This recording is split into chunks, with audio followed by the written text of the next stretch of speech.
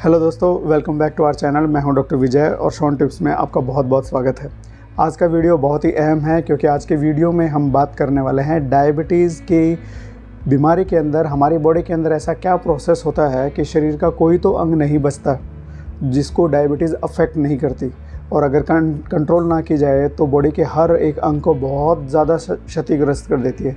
चाहे वो आपकी आँखें हैं, अंधा कर सकती है, चाहे आपका ब्रेन है, स्ट्रोक हो सकता है, लकवा हो सकता है, चाहे आपका दिल है, हार्ट अटैक हो सकता है, चाहे आपका पेट है, आपकी आंतड़ियाँ हैं, हर बॉडी के पार्ट को ये अफेक्ट करता है। चाहे आपका पेशाब का रास्ता है, चाहे आपकी किडनी है, किडनी फेलियर कर देता है, हर चीज़ को तो अफेक्ट करता है। डायबिटीज़ इतना ज़्यादा अफेक्ट करता है हमारी बॉडी में आम पब्लिक को कि डायबिटीज़ के हर मरीज़ में टीबी की जाँच करवाती है सरकार, और टीबी के हर मरीज़ में डायबिटीज़ की जांच करवाती है। इतना कॉमन हो रहा है और इतनी ज़्यादा प्रॉब्लम क्रिएट करता है, कई तरह के इन्फेक्शंस को भी बढ़ावा देता है। अब देखिए, हमारी जिस एनर्जी से मैं आपसे बात कर रहा हूँ, ये एनर्जी मुझको ग्लूकोज से मिलती है, और जिससे आप मेरे इस वीडियो को मुझको देख रहे हैं, वो एनर्जी भी आपको ग्लूकोज से मिलती है। आप खाओगे, पियोगे, सोओगे, खाने को हजम करने के लिए, नींद के टाइम पे एनर्जी का जो प्रोसेस है, ये सब कुछ आपको आपकी बॉडी में ग्लूकोज से मिलता है। हमारी आधारभूत इकाई है ये हमारे शरीर की एनर्जी के लिए। अब जब ये ग्लूकोज हमें बहुत ज़्यादा चाहिए ही चाहिए होता है, इसके बिना हमारा काम नहीं चल सकता, तो ये डायबिटीज़ में ऐसे क्या आफत आ जाती है, क्योंकि डायबिटीज़ में तो ग्लूकोज ही तो थोड़ा बढ़ जाता है। ग्लूकोज ज़्यादा मात्रा में आए तो ज़्यादा एनर्जी आनी चाहिए, हमको ज़्यादा शक्ति आनी चाहिए, लेकिन नहीं, हमको तो बहुत ज़्यादा नुकसान होता है। तो डायबिटीज़ में ऐसा क्या होता है, यही तो है इस आज के वीडियो का मुद्दा कि डायबिटीज़ में ऐसा क्या होता है और क्या कर सकते हैं आप उस चीज़ को रोकने के लिए, ताकि आपको या तो डायबिटीज़ हो ही ना, और अगर हो गई है तो ये कॉम्प्लिकेशंस फेस ना करनी पड़े। तो देखिए, यहाँ पर एक रोल आता है, एक बहुत ही इंपॉर्टेंट साइंटिफिक सी प्रोसेस है, आप उसको समझ लीजिए ताकि आपको वीडियो अच्छे से समझ में आए। एक प्रोसेस होती है ग्लाइकेशन। ये ग्लाइकेशन क्या होता है? देखिए, हमारी बॉडी के अंदर जो ग्लूकोज है या फ्रक्टोज है, ये इनके जो मॉलिक्यूल होते हैं, ये बेसिकली हमको एनर्जी प्रोवाइड करता है, ग्लूकोज। क्या होता है कि नॉर्मली जो हमारे अंदर जो प्रोटीन होता है या जो फैट होता है या हमारा डीएनए होता है, जो न्यूक्लिक एसिड होता है, इनके साथ में थोड़ा बहुत ग्लूकोज मिलता रहता है। वो रिएक्ट नहीं करता है, वो मिक्स हो जाता है, मिल जाता है, और इससे बनता है advanced glycation end product AGE. ये नॉर्मल बनता रहता है थोड़ा बहुत, और बॉडी उसको आराम से प्रोसेस कर देती है, हमको कोई दिक्कत नहीं होती है जो नॉर्मल लोग होते हैं। लेकिन जो ये डायबिटीज़ के मरीज़ होते हैं, इनके अंदर जो एज है, एडवांस ग्लाइकेशन एंड प्रोडक्ट है, ये बहुत ज़्यादा मात्रा में बनता है। क्यों बनता है? क्योंकि ग्लूकोज जो है ब्लड में काफ़ी मात्रा में होता है, और वो आपके फैट के साथ में, लिपिड के साथ में, प्रोटीन के साथ में, डीएनए या न्यूक्लिक एसिड के साथ में जाके चिपकने लग जाता है। बिना किसी एंजाइम के बिना किसी एंजाइम को यूज़ किए ही चिपक जाएगा, और एज है बहुत ज़्यादा मात्रा में बनता है, और यही एज आपके हर बॉडी पार्ट को अफेक्ट करता है, और इसी एज की वजह से डायबिटीज़ में हर एक कॉम्प्लिकेशन होती है।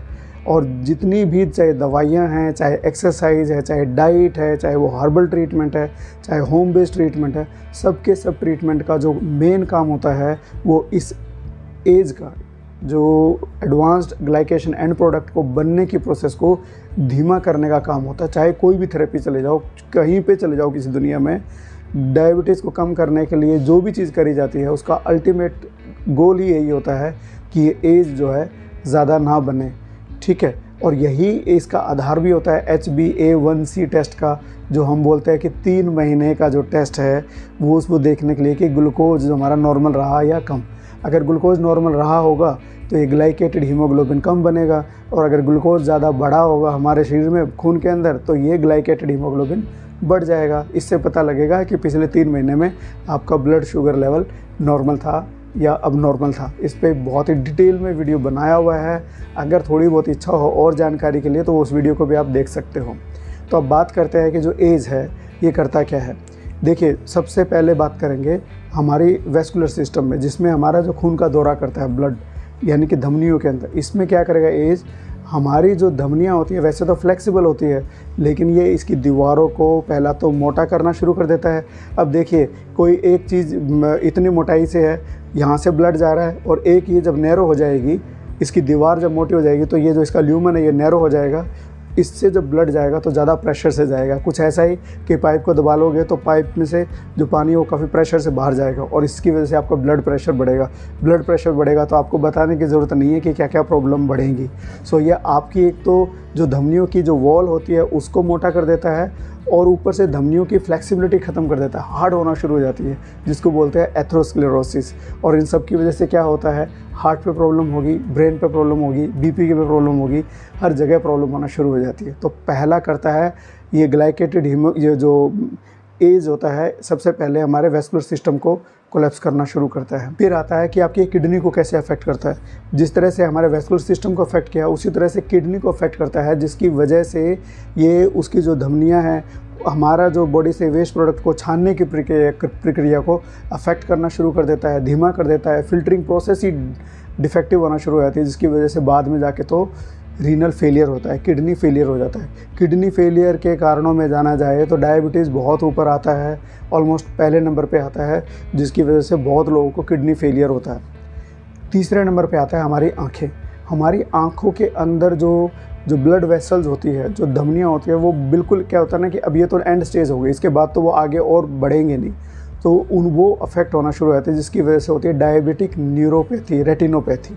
यानी कि रेटिना में डायबिटीज़ की वजह से जो बदलाव आते हैं उसको बोलते हैं डायबिटिक रेटिनोपैथी। क्या होता है इसमें, देखिए रेटिना में तो बहुत सारे चेंजेस हो जाते हैं और जिसकी वजह, रेटिना होता क्या है हमारा, वो सेंसर होता है जिसकी वजह से हम ढंग से देख पाते हैं, चीज़ों को पहचान पाते हैं, वो कितनी दूर है, कितने पास है, किस कलर की है, वो सारी चीज़ों में रेटिना का बहुत इंपॉर्टेंट रोल होता है।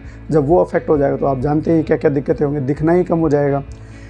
अब तीसरा जो इसके साथ में इसमें क्या प्रॉब्लम होती है, एक तो कैटरेक्ट यानी कि मोतियाबिंद हो जाता है, सफ़ेद मोतिया, काला मोतिया, दोनों ही होने के चांसेस काफ़ी ज़्यादा बढ़ जाता है। और कई बार तो रेटिना जो है कुछ लोगों में डिटैच भी होने के नौबत आ जाती है, वो वहाँ से हट भी जाती है, जो बिल्कुल ही एकदम से आँख के सामने पर्दा ही गिर जाता है उसमें। फिर आता है हमारी नसों की कमज़ोरी, नर्व्स की कमज़ोरी, जो हमारे शरीर से एक ब्रेन से लेके हर जगह पे करंट पहुँचाने का काम करता है, नर्व्स होती है, मैसेज पहुँचाने का काम करती है, वो सब की सब अफेक्ट हो जाती है, क्योंकि उनके साथ में ग्लाइकेटेड हीमोग्लोबिन हुआ या फिर एज है, वो सब जाके चिपकना शुरू हो जाता है और उनके कंडक्शन को ख़राब करना शुरू कर देता है। और जब आपके बॉडी के अंदर नर्व डैमेज होना शुरू होती है तो फिर क्या होगा, आपको सुनपन होना शुरू हो जाएगा, नसों में या पैरों में दर्द होना शुरू होता है, क्रैम्पिंग पेन होना शुरू हो जाता है, कई तरह की दिक्कतें होना शुरू हो जाती है, झंझनाहट होना शुरू हो जाता है, या फिर कोई बार ऐसा सुनपन कि आपको पता ही ना चले कि आपके पैर में कोई जख्म हो गया है। तो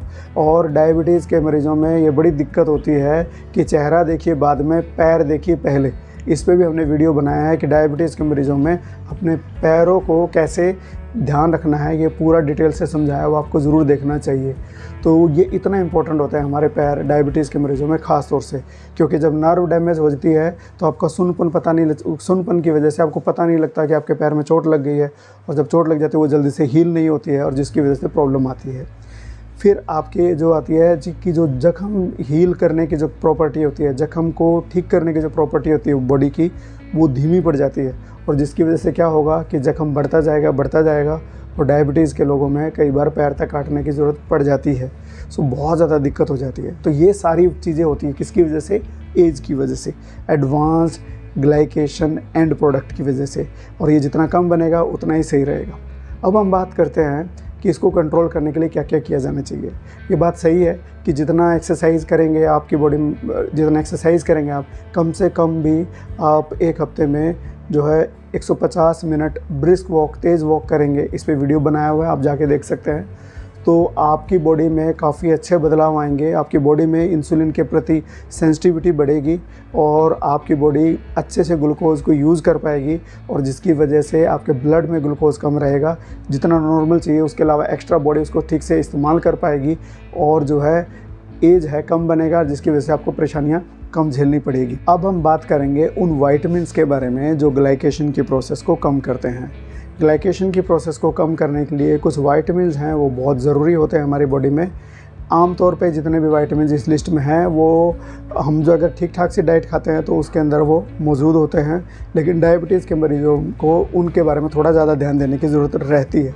सबसे पहले आता है B1 थायमिन। थायमिन क्या करता है, ये हमारे बॉडी में जो एनर्जी प्रोड्यूस करने वाली जो प्रोसेस होती है, कार्बोहाइड्रेट मेटाबॉलिज्म होता है, उसको एक्सपेडाइट करने के लिए ज़रूरी होता है। उसके बिना ये कार्बोहाइड्रेट मेटाबॉलिज्म नहीं होगा जिससे हमें एनर्जी मिलती है।